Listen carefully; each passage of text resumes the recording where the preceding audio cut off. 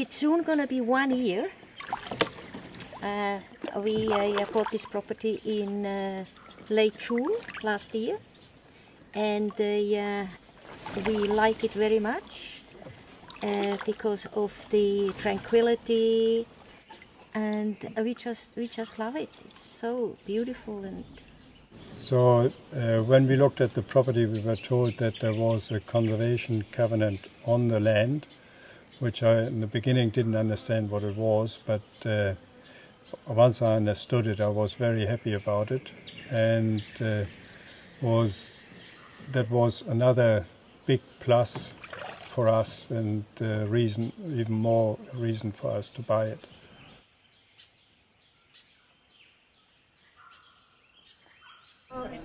Over many years, the North Coast Environment Council has worked within the Bungawalbyn Catchment. The Bungawalbyn Catchment is the largest intact floodplain ecosystem in the north of the state. It's about a quarter of the Richmond catchment. It has well over 50 threatened species, 5 or 6 endangered ecological communities, and national and international conservation values. The NCEC has worked over many years to recognise those values and act to protect them from industrial logging, clearing for commercial tea tree plantations, and many other threats that are currently operating in that incredible catchment. There's been some great work done recently looking at the incredible values of the Bungawalbyn. Has the highest diversities of melaleucas, paperbucks anywhere in the world, the highest diversity or amongst the highest diversity of red gums anywhere in the world. On the Richmond Range, the highest macropod diversity, the kangaroos and wallabies anywhere in the world. These are international conservation values, and the NCEC has been working for many years now to protect and recognise those values, to work with community in that catchment and to look after those phenomenal values. We really can't begin to describe just how important the Bungawalbyn is and just how important it is to look after all of the bush that remains in that catchment and to rebuild vegetation cover in some of the cleared floodplain areas, to look after the weeds, to manage the weeds, to appropriately control the feral animals, and to really keep it special, to improve it wherever we possibly can.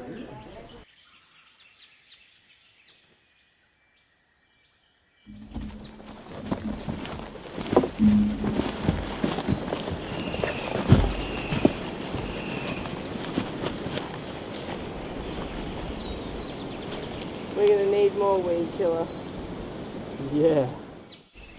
One of the good things here is that with the conservation covenant, we look after getting rid of lantana and other noxious weeds that shouldn't be in this area. That keeps us active and moving around. We have a job to do which we enjoy out in the open, and it's much better than what I used to do the last 10 years working as a handyman back in Melbourne, sitting there in traffic going from job to job, and I just hated the traffic and couldn't get far enough away from it, and this was just ideal. We have a road where maybe 10 cars a day come through, and we hardly ever hear traffic, maybe a bit of air traffic.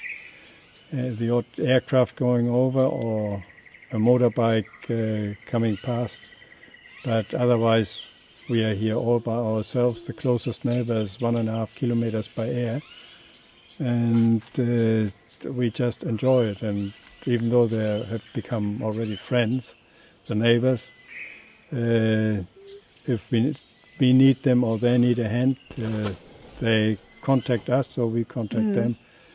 And we visit each other, and we have more contact with neighbors here than we ever had with neighbors in the city, where we lived next door to each other and could see each other every day. well, a good test was the flooding. We always kept in touch. You see how they're doing, if they got enough food or they need something. So that showed again that connection, you know, with if you really need your neighbors, they're there for you.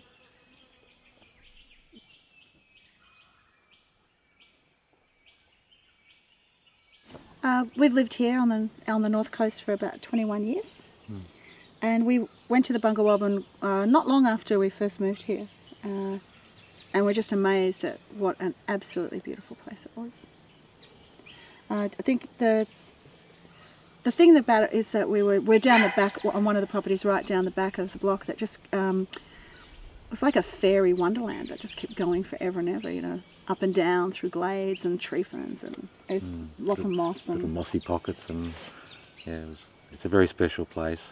yeah. Yeah, and it's provided a real inspiration for us, I think, too, with the making of the Dirt Girl World series for kids. I think it's those sort of places that really provided us for the inspiration, with just that real return to the wild, that there's so few places left, I think, around where you can actually feel that so removed from being anywhere, that you're just in the middle of the bush, in the middle of nowhere, just totally removed from anywhere. And it is one of those special places, and I think that's, you know, in the episodes where we did look at the wilderness and the importance of the wilderness to us and for future generations, I think touching on the need to preserve what little there is left is so important, and it's places like the Bungawalbyn that really remind us of that, I think, and that's really special for us. Yeah, and especially there's a couple of episodes where we looked at. One is where the whole crew go kind of camping, and even in the show you can see that stylistically it kind of feels and looks that we didn't have to go very far away in our imaginations. All it was thinking about what that was like was a real inspiration. And then of course there's another episode in the show called Habitat. A habitat. Where they're looking at specifically that notion of wild places that animals can live, where people don't have to go or people don't have to walk. That we don't have to walk or inhabit or exploit every square inch of this planet.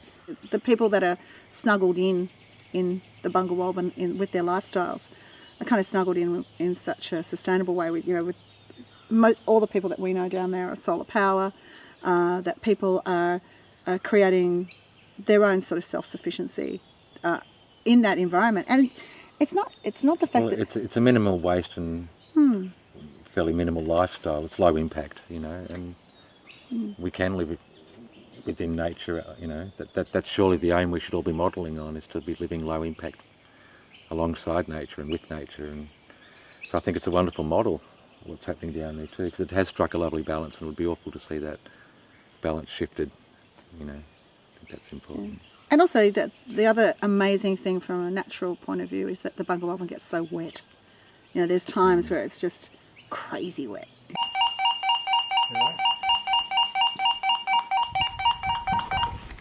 Hello. Who? Jay. Yeah. Yeah. What are you stuck in? Okay, where are you stuck?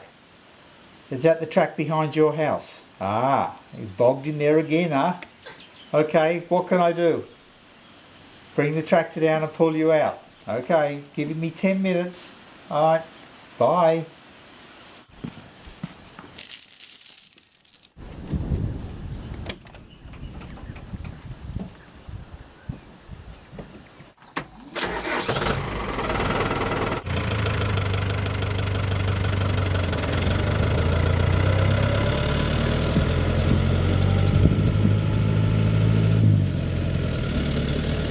We've always joked about the fact that we would leave the area when we got to a sign on the road that had 2 kilometres to the Bungawalbyn turn off. Development is the thing that I think always was the biggest concern with what would come that could threaten the Bungawalbyn.